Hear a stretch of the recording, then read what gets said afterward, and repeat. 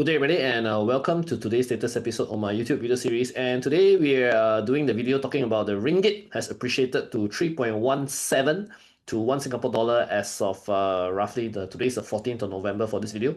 And this is the first time we have seen the ringgit hit this level in more than 5 years. Actually, the last time ringgit was at this level was around June 2022. So the ringgit has appreciated strongly, right? Maybe a year ago, a year and a half ago, the ringgit was around 3.45, 3.5. So those of you who bought property in the past 2-3 years ago, you not only have appreciation in the property market in Johor, you also have currency appreciation, right? Which I think many of you didn't expect at the point in time, because I still remember many of those times, maybe like 2-3 years ago, right? If I tell people that ringgit going to appreciate, everybody will laugh at me, right? So I also cannot dare to say this kind of statement, right?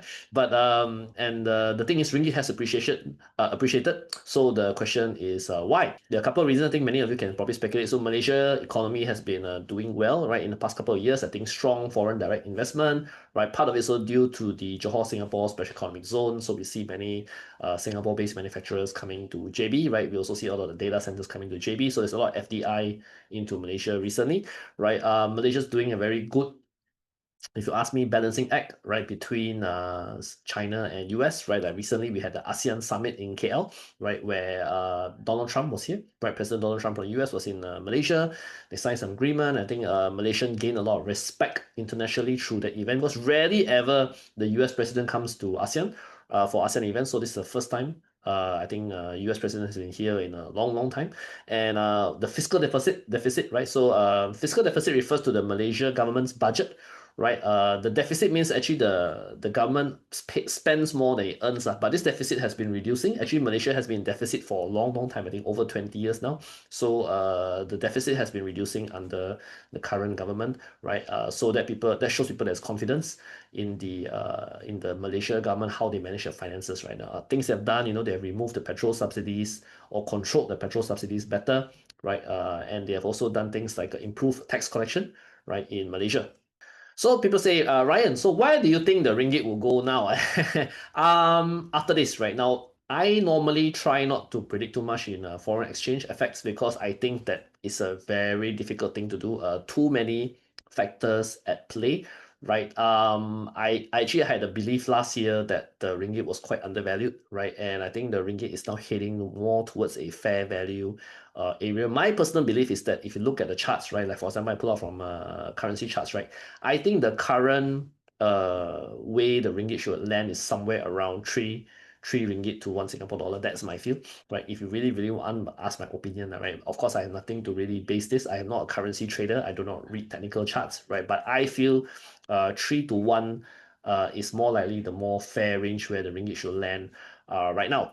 Right, if you look at the currency charts, this is a 1-year chart, right? You can look at the ringgit to Sing dollar. You can look at the 2-year chart, right? And you can look at a 5-year chart, right? And you can also look at a 10-year chart for the ringgit, right? And to see roughly from there, right, trends, what will happen to that. Once the ringgit hits a 3 to 1 Sing dollar, I think that is where there's a psychological barrier to it. Will it drop below 3? I don't know, right? Very hard to say. What does the appreciation of the ringgit means to the average Singapore dollar earner, right? So let's say you're working in Singapore as a Malaysian, right? You earn 5,000 Singapore dollars, right?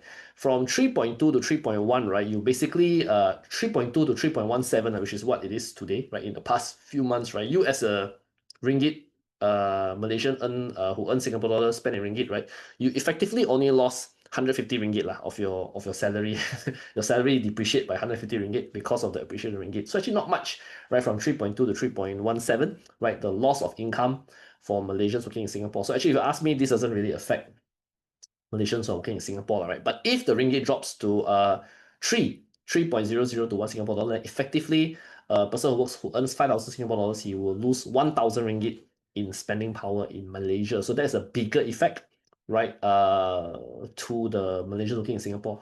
Will this stop Malaysians from working in Singapore? I don't think so, right? The income gap or the pay slip gap is still too wide for that.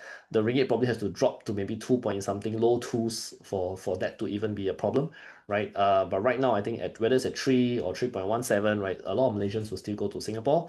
A lot of Singaporeans will still go to Malaysia to spend money. I think that will not affect the spending or the employment in the short term. And as I said earlier, if you are a property buyer, how does this affect you? So yeah, I mean, expect the ringgit to be in this range, 3 to 3.2. I think that's the range that ringgit will probably trade around in the short to medium term, right? You want to buy property, you want to exchange your Sing dollar to ringgit, expect the ringgit to be in this range. This is my opinion, right? And congratulations to all those buyers who bought earlier, right? You have experienced currency appreciation on your property. Congratulations, right? Which rarely happens in Malaysia property, but for those of you who made the decision to buy JB past 2 3 years, congratulations to you.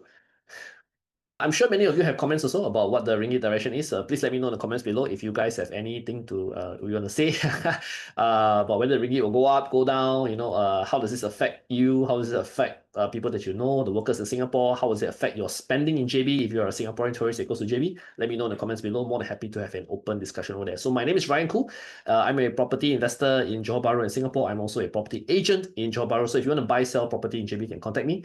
And my phone number here, WhatsApp 81261626, my Singapore number, or my Malaysian number 01225911876. More than happy to help you have a non-obligatory discussion about buying property in JB or retirement in Johor Bahru. So thank you very much. If you like this video, do like, share, subscribe. We'll do more content about this kind of interesting topics regarding property investment and retirement in JB and on my YouTube channel. Thank you very much, and bye-bye.